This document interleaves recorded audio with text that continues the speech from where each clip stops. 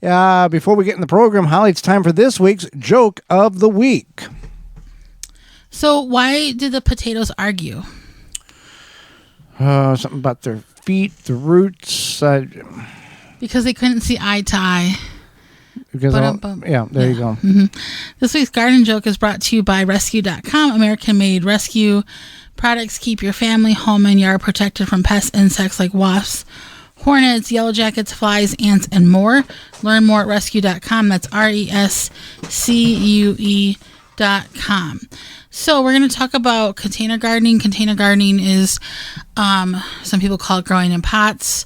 Some people call it growing in containers. Some people call it... People can grow it. We grow in containers as well. We grow in containers as well as raised beds in the ground. Right. And so it's not an exclusivity. No. I'm not saying that. What I'm saying is that you can call it many things, and you can use it to enhance your garden, or you can grow in it only exclusively. And there's certain things in which you should be growing in them, like mint, rather than in the ground. Otherwise, you're going to have invasive, and some people grow raspberries in them.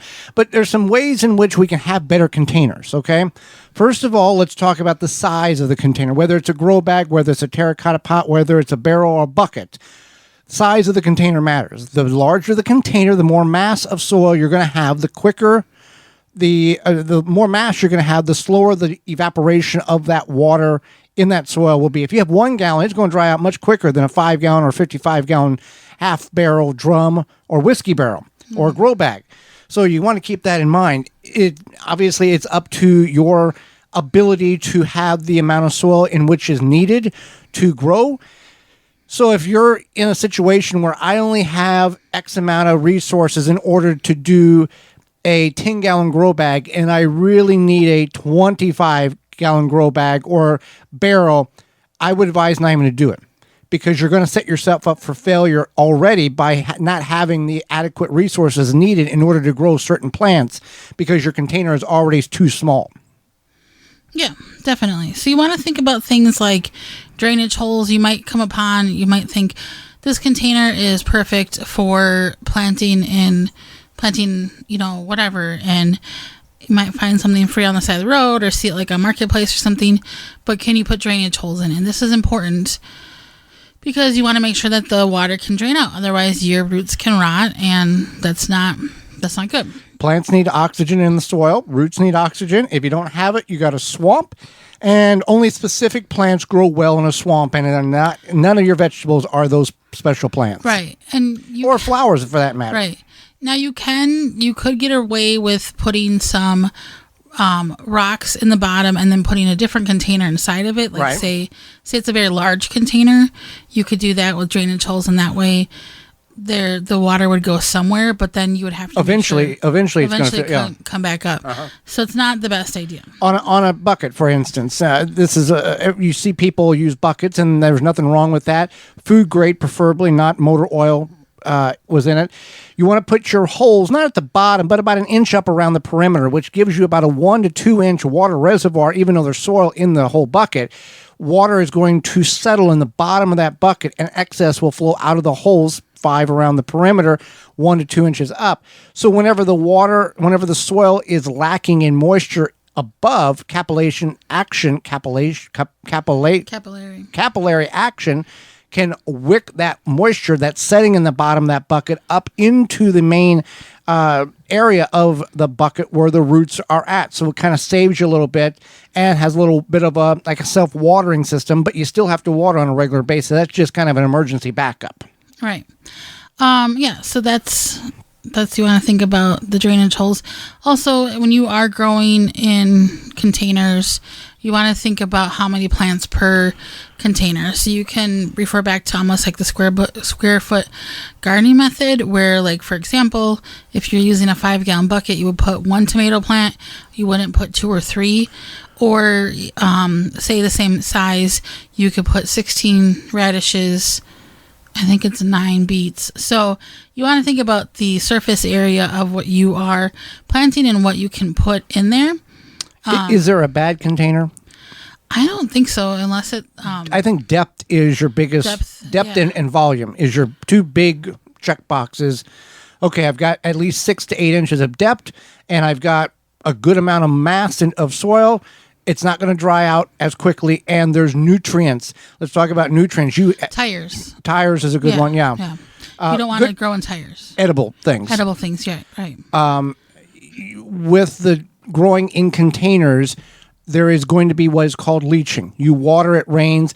There's a certain amount of nutrient that flows out of that soil and disperses itself either out of the grow bag, out of the bottom of the bucket, out of the bottom of whatever it is. You're going to have to supplement with some type of fertilizer, or instead of supplementing fertilizer, top dressing it with a couple of cups of worm castings or compost tea or compost itself to reestablish that nutrient value in that container so your plants are not suffering. And the biggest detriment to your plants is lack of nutrient on top of forgetting to water, and then you try to go both at the same time. Well, the plant's really wilted. It's really yellow. It needs nitrogen. It needs nutrients. It's been dry for 3 days. I haven't watered. It's hard to get that thing to recover and recover to a productive state that it would have been if you had not forgot to water it. The DripWorks makes great irrigation systems for containers. A container garden, dripworks.com. So it can be set on a timer. You can do, Wi-Fi stuff. You can do all these things in which you can supplement water. And you can do this. I think that's Bluetooth, but yeah. Bluetooth, yeah. You can do this on a patio, porch, deck, at an apartment complex. If you're on the deck of a second or a third or fourth of a condo or whatever, be sure you not water and the water drips down on the nice people below you. Put some kind of catchment system underneath your container. Right. Yeah. So you want to think about, where you're going to plant these things. And as Joyce has mentioned, if you are in an apartment building on a balcony, you don't want to drip on your neighbors. Also, you got to think about weight restriction if you're in some of that. But just even if you don't have that situation, you might not want to put it, and we're going to talk about this in the next segment, like shade versus sun, etc. But you want to think about where you're going to put it, especially if it's something that might be heavy once you fill it up, because you might not want to drag it around. Fill it up where you're wanting it to go. Well, also, you bring about the shade thing. There may be situations in places in which you don't have an option of moving it to full sun. You may only get several hours of sunlight a day based on the way the sun goes your backyard, if you're renting it on your deck, patio, your balcony. So you may have to alter what you're growing. You may not be able to grow what you want because of the less amount of sunlight that you have available that the plants need full sun. For example, beefsteak tomatoes, full sun. You can grow cherry tomatoes in partial shade, which is, 5-6 hours. So you have to adapt and be aware of what your conditions and your situation is. You have to. Yeah, definitely. And then also think about, you can use trellises support. Many people don't think about that stuff with container gardening. They think it's just going to sit there. You can't have a trellis on a container. Yeah, you can. You certainly can. One thing I did want to mention is that if you are growing something that's invasive, like Joey had mentioned, mint. Did you mention mint? Yes. Yep. That was not rehearsal. That something like dill may not stay inside the container like mint will. Not that the dill is going to grow outside of the container, but once it starts to seed, it will. Yeah. In some state parks, mint is considered an invasive species because it is so aggressive when it seeds. It seeds and continues, and it's almost impossible to get rid of without chemicals. Who's planting mint in state parks? No, dill. Oh, dill. Yeah. Because birds. Who's planting dill? Well, birds will bring it in. You can bring it on your clothes. You don't. Seeds travel in very mysterious ways. Do you say you sit there before you go camping? You hiking? I got my water, my hiking sticks, and my pocket full of dill seeds. Yeah. In case I want to eat a pickle. Okay. Make pickles on the way. Another thing that people don't think about in containers is using mulch.